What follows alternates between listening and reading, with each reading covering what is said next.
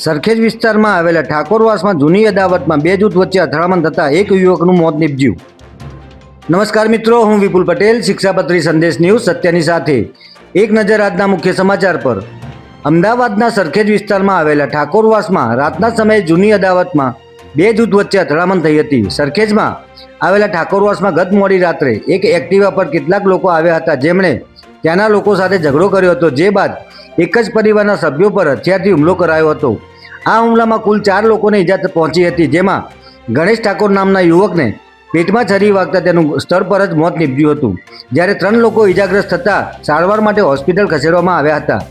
આ ઘટનાને લઈને મૃતકના પરિવારે પોલીસની કામગીરી સામે રોષ વ્યક્ત કરી કડક સજાની માંગ કરી છે. મૃતક યુવકના પરિવારના જણાવ્યા મુજબ આરોપીઓ પૂરી તૈયારી સાથે જ આવ્યા હતા, જેમાં શરૂઆતમાં 4-5 જણા એક્ટિવા પર આવ્યા હતા અને માત્ર વાત કરવા આવ્યા છે તેવું જણાવ્યું હતું. બાદમાં અચાનક જ તેઓએ છરી વડે હુમલો કરી દેતા ગણેશ ઠાકોરનું મોત નીપજ્યું હતું. બનાવની જાણ થતાં સરખેજ પોલીસ અને ઉચ્ચ પોલીસ અધિકારીઓ ઘટના સ્થળે પહોંચ્યા હતા. આ અંગે ઝોન 7 ડીસીપીએ જણાવ્યું હતું કે હાલમાં અમારી પોલીસની વિવિધ ટીમો ફિલ્ડમાં કાર્યરત છે અને અમે સીસીટીવી ફૂટેજ તેમજ ટેકનિકલ એનાલિસિસના આધારે તપાસ કરીને આરોપીઓને પકડવાની તજવીજ હાથ ધરી છે. જય હિન્દ, જય ભારત.